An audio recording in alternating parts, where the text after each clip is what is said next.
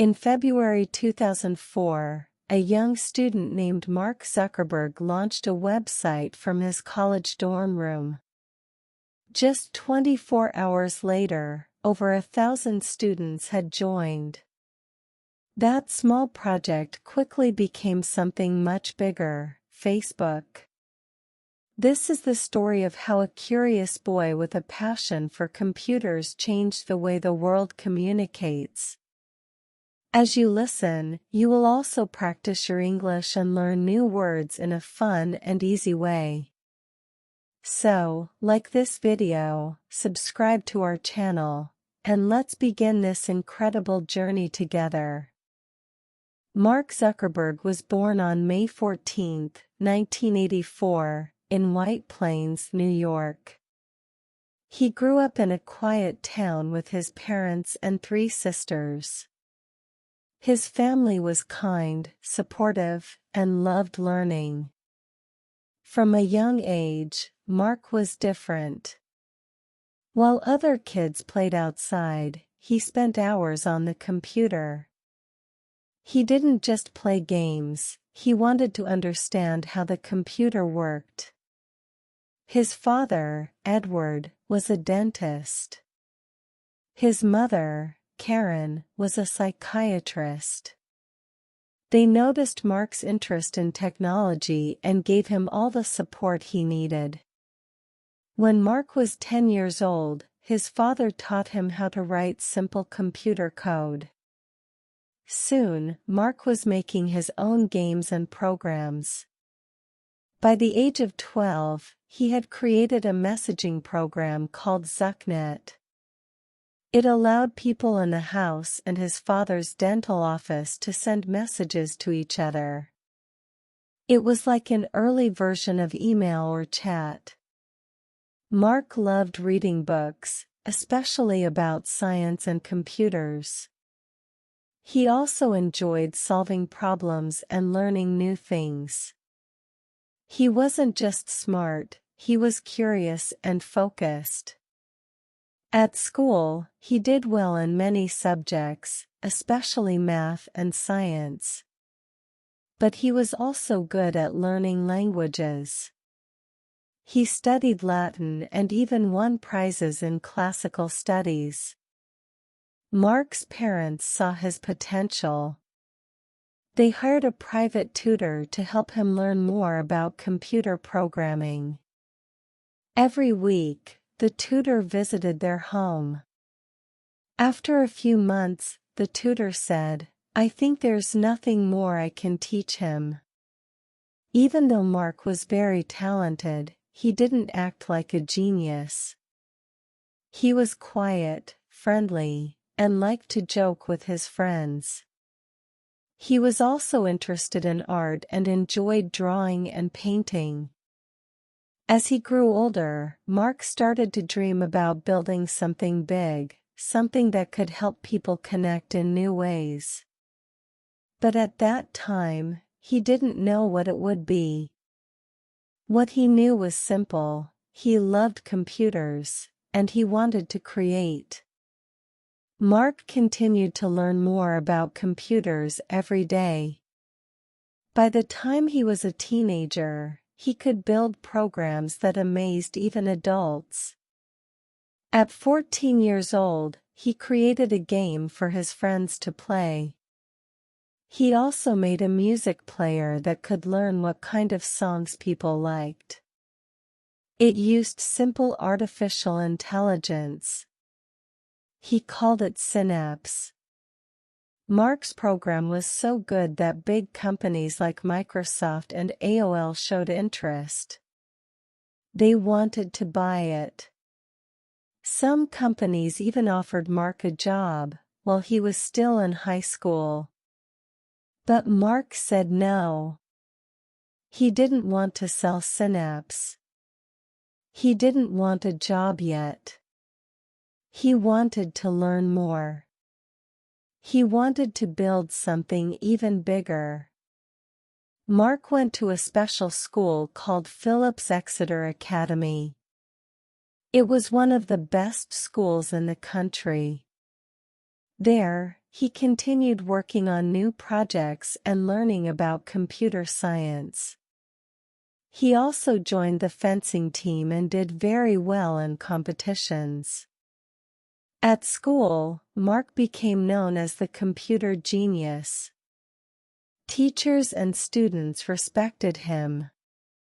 But he didn't act better than anyone else. He liked helping people, sharing ideas, and learning from others. One day, a teacher asked him, "What do you want to do in the future?" Marck smiled and said, "I want to make something that changes the world." His dream was big, but his heart was calm. He was not chasing money or fame. He wanted to build something useful, something that would help people communicate and connect. By the time he finished high school, Marck was ready for his next adventure. It was time for college. And college would change everything. In 2002, Mark Zuckerberg started college at Harvard University. Harvard is one of the most famous and respected universities in the world. Many students there were smart, but Mark quickly stood out. He studied computer science and psychology.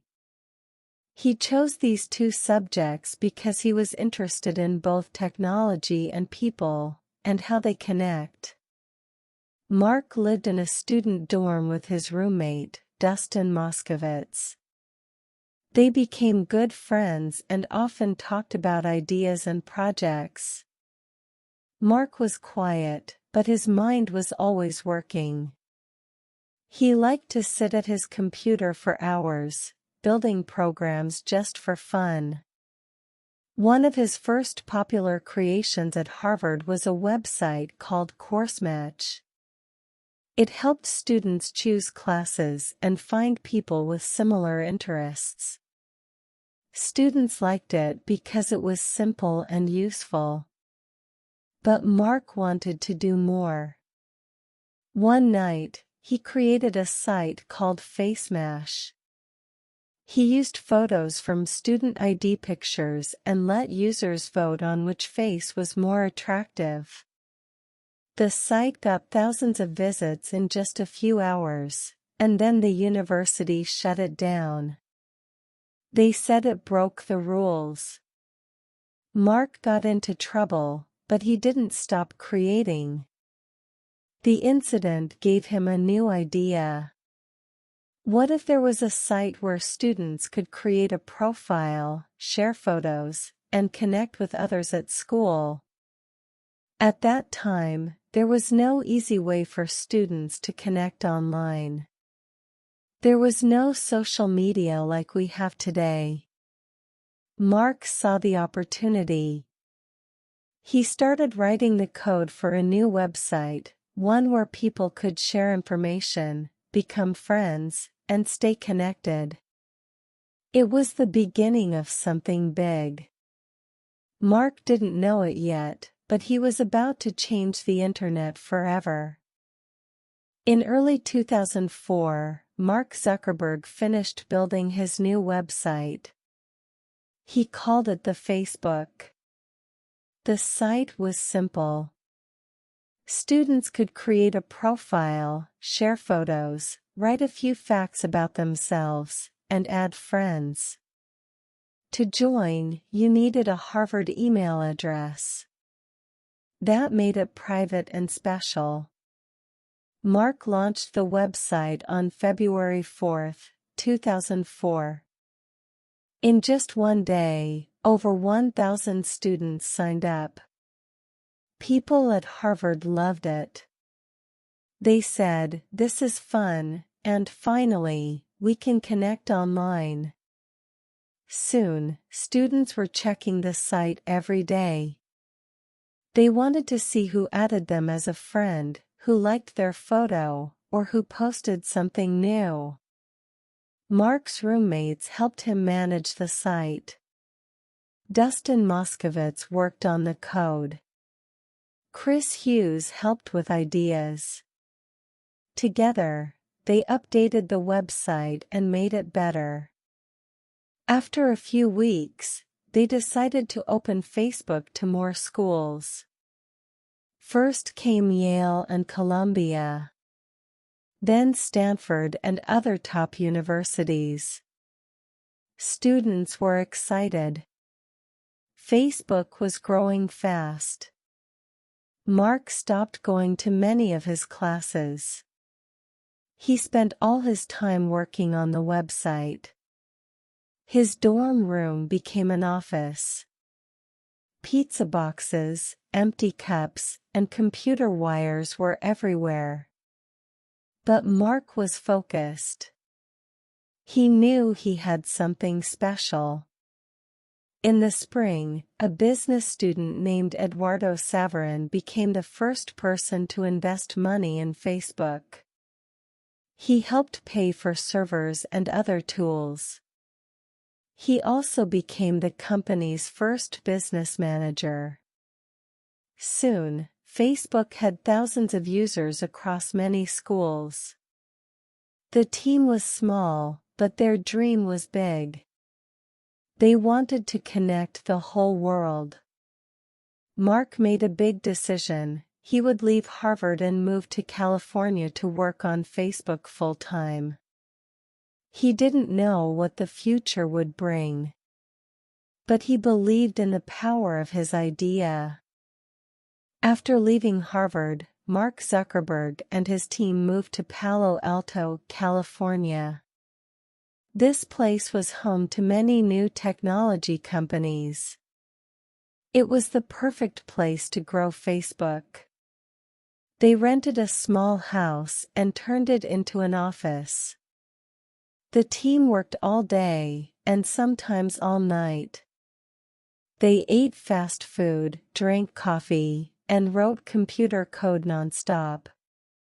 Mark was just 20 years old, but he was now the CEO of a fast-growing company. He wore jeans, t-shirts, and sandals. He didn't care about money or style. He only cared about building a great product. Soon, big investors started to notice Facebook. One of the first was Peter Thiel, the co-founder of PayPal. He gave Mark $500,000 to help the company grow. This money helped Facebook hire more people, buy better servers, and open in more schools. By the end of 2004, Facebook had over 1 million users. In 2005, Facebook dropped the from its name. It became just Facebook. The logo was simple, blue and white, the same colors Mark liked because he was colorblind to red and green. The company moved into a real office. More employees joined. Facebook was no longer just for college students. It opened to high school students, then companies, and later, to everyone in the world. People loved how easy it was to use. You could post photos, write on your friends' walls, and see what everyone was doing. Mark kept working on new features. He added the news feed, so users could see updates from their friends. At first, people didn't like it. They said it felt too public. But later, they realized it made Facebook more fun. Every day, more people signed up. Mark's little idea from a dorm room had become something huge. But with success came new problems. Some people from Harvard said the idea for Facebook wasn't Mark's alone. They wanted credit and money. A legal battle was coming. Facebook was growing fast. Millions of people were using it every day. But success also brought challenges. Back at Harvard, 3 students, Cameron Winklevoss, Tyler Winklevoss, and Divya Narendra, said that Marck had taken their idea. They had asked him to help build their own social network, but he made Facebook instead. They filed a lawsuit. The case went to court. After some time, they reached an agreement. Facebook paid them millions of dollars. Marck didn't admit any wrongdoing, but the company wanted to move forward. Even with this problem, Facebook kept growing. In 2007, Microsoft bought a small part of Facebook. This deal gave Facebook a value of $15 billion. Marck was only 23 years old and already a billionaire. But he still lived simply, wore the same clothes, and focused on the company. He said, "I don't want to build just a company. I want to build something that changes the world." Facebook opened offices in new cities. It added new features like photo albums, messages, groups, and the like button. That small thumbs-up icon became famous around the world. But growth also brought pressure. People started asking big questions. How much information does Facebook collect? Is it safe? Are people spending too much time online? Some governments wanted answers. Facebook had to learn how to follow different rules in different countries. Marck faced more interviews and public events. He had to learn how to speak in front of cameras and answer hard questions. He was not a natural speaker, but he tried his best. As Facebook became more powerful, it also became more responsible. Marck hired smart people to help. The company worked on privacy settings, tools to report fake news, and ways to protect users. Facebook was no longer just a small site for college students. It was a global platform, and a big part of modern life. And Marck knew the journey was just beginning. Mark Zuckerberg was now one of the richest people in the world. But he didn't live like a celebrity. He drove a simple car, wore the same gray t-shirt every day, and lived in a normal house. He said, "I want to use my time to focus on things that matter." Marck believed that technology should help people. He wanted to make the world more open and connected. So he started using his money and power to help others. In 2010, Marck signed a promise called the Giving Pledge. He agreed to give most of his money to charity during his lifetime. That same year, he donated $100 million to help improve schools in New Jersey. In 2012, Marck married his college girlfriend, Priscilla Chan. She was kind, smart, and wanted to help people too. Together, they started the Chan-Zuckerberg Initiative. Their goal was to fight disease, improve education, and give more people a chance to succeed. In 2015, when their first daughter was born, Marck wrote a letter to her. In it, he said, "We want you to grow up in a better world."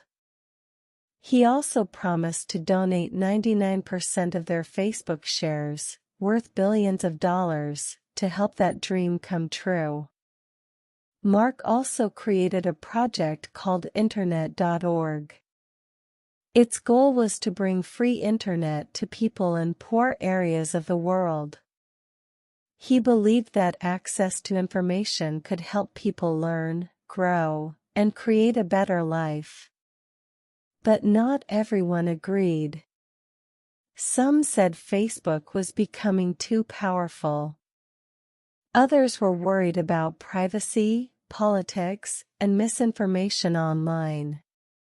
Marck knew that not every decision would be easy. But he believed that technology could be a force for good, if used with care and responsibility. He continued to work every day. Not just to grow Facebook, but to make a positive impact. Marck was not just a businessman. He was a man on a mission. As Facebook grew, the internet changed too. People were not just sharing photos or messages anymore. They were shopping, learning, watching videos, and even working online. Mark Zuckerberg wanted Facebook to lead this new future.